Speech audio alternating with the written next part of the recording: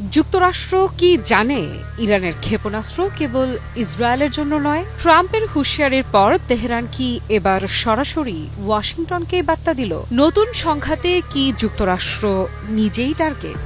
এই প্রশ্নগুলোর উত্তর খুঁজতেই আজকের প্রতিবেদন।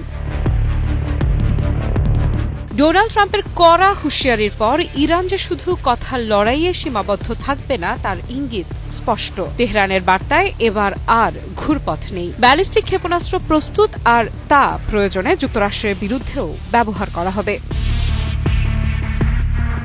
ইরানের ভাইস প্রেসিডেন্ট মোহাম্মদ জাফর গায়েম পানাহ স্পষ্ট করে বলেছেন, ইরানের ক্ষেপণাস্ত্র থাকতে হবে, এগুলো ছাড়া আমরা অসহায়। এই বক্তব্য শুধু প্রতিরক্ষা নয়, এটি একটি কৌশলগত ঘোষণা। ইরান আর হুমকির ভাষায় দমবে না।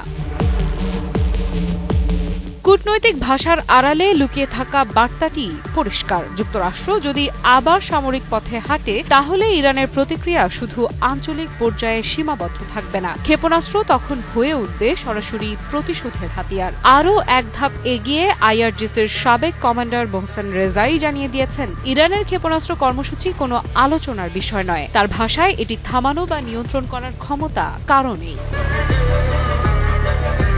এই বক্তব্যের অর্থ কি? বিশ্লেষকেরা বলছেন, এটি সরাসরি যুক্তরাষ্ট্রকে উদ্দেশ্য করে দেয়া বার্তা। ইরান তার সামরিক সক্ষমতা নিয়ে কোনো ছাড় দেবে না, এমনকি মার্কিন চাপেও নয়। ট্রাম্প অবশ্য একেবারেই ভিন্ন সুরে কথা বলেছেন। ফ্লোরিডায় নেতানিয়াহুর পাশে দাঁড়িয়ে তিনি বলেছেন, ইরান যদি আবার ক্ষেপণাস্ত্র বা পরমাণু কর্মসূচি জোরদার করে, তাহলে যুক্তরাষ্ট্র সম্ভাব্য ইসরায়েলি হামলাকে সমর্থন করবে। তার দাবি, ইরান ঘুরে দাঁড়ানোর চেষ্টা করছে।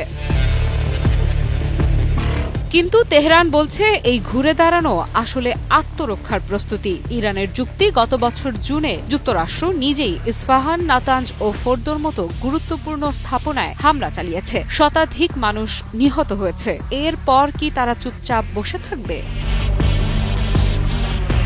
ইরানের কর্মকর্তারা এখন প্রকাশ্যেই বলছেন, তাদের ক্ষেপণাস্ত্র যদি কার্যকর না হতো, তাহলে ইসরায়েল কখনোই যুদ্ধবিরতির পথে আসতো না। এই বক্তব্যে একটি বার্তা পরিষ্কার, ইরান মনে করে তার ক্ষেপণাস্ত্রই যুক্তরাষ্ট্র ও ইসরায়েলকে থামাতে বাধ্য করেছে।